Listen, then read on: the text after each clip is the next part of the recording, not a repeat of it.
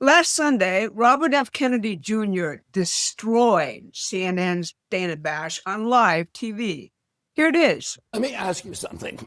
Do you see your job as ending vaccine hesitancy, or do you see your job as telling the truth to the American people? I see my job as telling the truth, and the truth is that there is study after study after study. It's one of the most studied things out there in science. You're repeating and it like a parrot. You're repeating it like a parrot. I've actually read the science. You and I come back here and debate the science. I'm not debating this with you. Of course you won't. No, because I'm not debating. All you know how to do is repeat things that people told you and say, trust the experts. That's what you did during COVID. Now we know that Anthony Fauci, who was the expert, was lying about everything. But it's a much bigger issue than the COVID lies. The entire chattering class, including your social media doom scrollers, are lying about everything the president is doing. For starters, rebuilding the U.S. economy required both the war in the Middle East and Scott Bessent's current intervention for Japan over the weekend. The media is just too stupid to tell you why. I'm Barbara Boyd, and I've studied the modern British financial empire ever since it forced Richard Nixon to destroy the Bretton Woods system in 1971. Today, we're going to cover what the war with Iran is about. Then we'll show how Scott Bessent's weekend Japan intervention is part of the very same project. Finally, we'll talk about why they're both necessary for the new Trump economy, which is not socialist or communist, but it's also not the kind of capitalism we've all experienced in our lifetimes. Now, the current Middle East war isn't a war of choice, as Tucker Carlson and the stupid Democrats endlessly proclaim. Trump knew from his first term that America isn't some self-contained island free to make our own isolated choices at this point in time. Critical finance, credit, materials, and productive capacity, our own, sit in foreign hands and foreign lands, particularly the offshore financial network of the City of London. Here's part of the history. In 1973, responding to that year's oil shock, Nelson Rockefeller convened a convention of our elites and experts called the Commission on Critical Choices. He feared, like OPEC, undeveloped nations would cartelize or nationalize the critical minerals and energy resources necessary for our advanced economy. Rockefeller's answer echoed that of Thomas Malthus.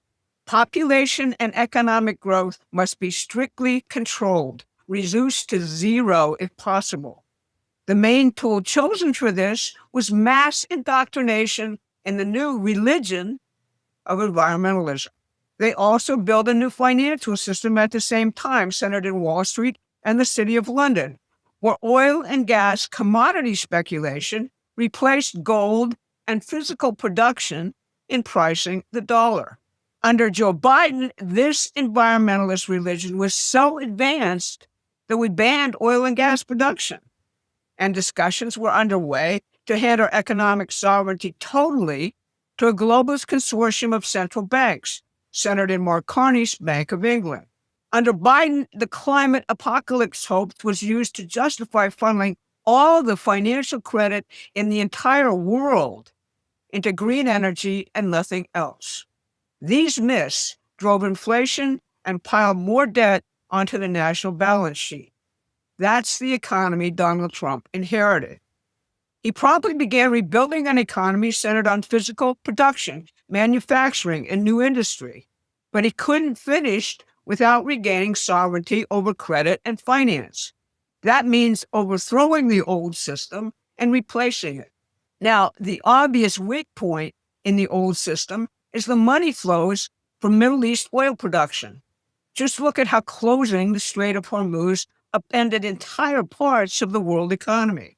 The City of London itself depends on Gulf investment for survival. That's why London, through its colony, Oman, has been pressing a plan for voluntary tolls in the Strait, complicating the issue and prolonging the war. But overall, because of the war's dynamics and the President's Board of Peace for the Middle East, the region's nations are making massive investments now in the United States. They are abandoning the old globalist oil and terror regime sponsored by the City of London. President Trump wants the region to deliberate its own fate through the Abraham Accords, peace through economic development, not permanent religious wars. Iran and its terrorist proxies stand in the way of that. And under Trump's Board of Peace, the region's nations get a vote on any U.S. military action.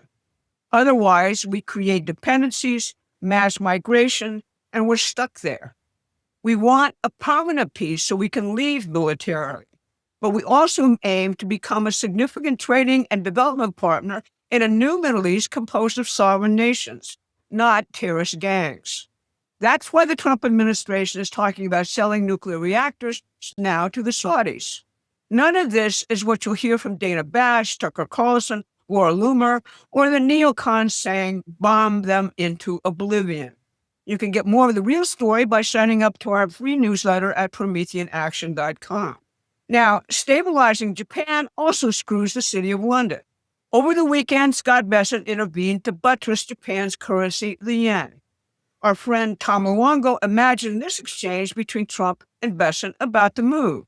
Scott, you're the money guy. You got anything on Europe? They've been screwing us for years. Bessent, actually, yes, sir. Japan. They've been Europe's pawn for decades, manipulating the yen to rig dollar rates in their favor, support them out of their debt trap, and we both win. Trump, can you make that happen? Bessent, yes, I'm the guy who helped destroy the UK and gift wrap them for the EU. I'm just running the other trade now for Japan. Trump, that's why I hired that guy. Tom's closing line back to the UK is on purpose. In 1992, Scott Bessent, then working for George Soros, used his knowledge of the speculative post-1971 economy to collapse the British pound and force British entry into the EU. Now he's doing the reverse with the yen. The carry trade is a debt bomb at the center of global finance, a choke point as volatile and dangerous as the IRGC and the Strait of Hormuz. To stabilize it this time, Bessent sold euros, not dollars. That landed a big blow on the currency of America's biggest real enemies, the UK and the EU.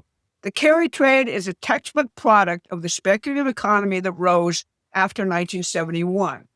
After Japan's crash in the 1990s, Japan held rates near zero, and global speculators borrowed yen for almost nothing. They used that to invest in U.S. stocks and bonds, which paid something, and they pocketed the spread. But that only works when the yen stays weak. Raise rates, and everyone who borrowed rushes to buy yen back, crashing markets fast. That's exactly what happened in August of 2024, when this same unwind wiped billions off global markets in days. So Japan, a major partner in Trump's new economy, is stuck. Keep rates low and the yen keeps collapsing, hurting ordinary Japanese through inflation.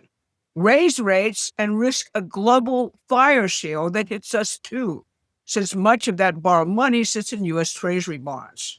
Rather than wait for that breakdown, which would come, Bessent got ahead of it, using this intervention alongside squeezing Iran's regime out of the financial system to reset the rules of the monetary system before someone else does it under crisis conditions for the worse. Canadian strategist James Thorne says Scott Bessent is setting up a new Bretton Woods, the kind of stable, long-term, low-interest monetary system real economic development requires. I think he's right. Now, about the economy. President Ronald Reagan's pursuit of a defense against nuclear war using advanced physical principles like lasers collapsed the Soviet economy. Why? Under communism, the backward Soviet labor force was incapable of rapidly producing the technology at scale, even if Soviet science invented it. Their new defense mobilization after Reagan announced the SDI killed their economy. Post-war American capitalism, which outsourced our productive economy and shattered years of technological experience in our labor force, set the United States up for the same type of collapse. That is, before Donald Trump. The rapid absorption and reproduction of new scientific discoveries and frontier technologies is the hallmark of the unique American system of political economy of Hamilton, Lincoln, and McKinley, and now Trump. Two things are required. One is ready access to long-term, low-interest capital investment. As important, you need scientific revolutionaries and a technologically trained and prosperous labor force. Breaking the hold of globalist finance on our economy and reshoring our industry creates the first condition. The Trump administration is now addressing the second. On July 21st, the Trump administration issued the program, Science, A New Golden Age. In Part 4, the president's science advisor, Michael Kratsios, calls for a crash drive to upskill the labor force for our future. Here's what it says. First, stop separating the classroom from the shop floor. The plan forces colleges to build hands-on training and real work experience directly into STEM degrees. So a welding certification or a lab apprenticeship counts just as much as a lecture course. Second, you don't need a PhD to matter in American science. The policy creates national fellowships that put machinists and technicians shoulder to shoulder with PhD researchers, with credentials that travel with you no matter where you work. Third, apprenticeships get a science and tech upgrade. Old-style apprenticeships expand into cutting-edge fields. Funding follows results instead of just enrollment, and community colleges become the regional engines of technical talent. Fourth, innovation requires neighbors. You don't get technological breakthroughs from research labs and factories sitting hundreds of miles apart.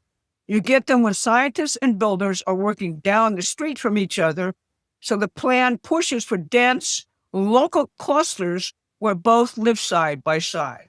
Now, Abraham Lincoln's economist, Henry Carey, said that the American system of political economy, which Trump is using, represents a harmony of interest between capital and labor. That's because both capital and labor under that system recognize that the human mind is the source of all economic progress, and there are no limits to the growth it can invent and perfect. Both communism and the type of capitalism we've had since 1971 reject that principle. Under free trade capitalism, the cost of labor is something to be driven down to the lowest cost possible. That's why our production was outsourced. The media and the pundits won't tell you this. They're either ignorant or corrupt and wedded to the old system. At Promethean Action, on the other hand, we recognize what Trump is doing, and we're dedicated to getting out very, very widely by any means possible. That means we need to grow, and we need you to help us to do that. Please contribute as much as you can. This has been your Wednesday update. Thanks very much for listening. Please take a moment and subscribe to our free newsletter at prometheanaction.com.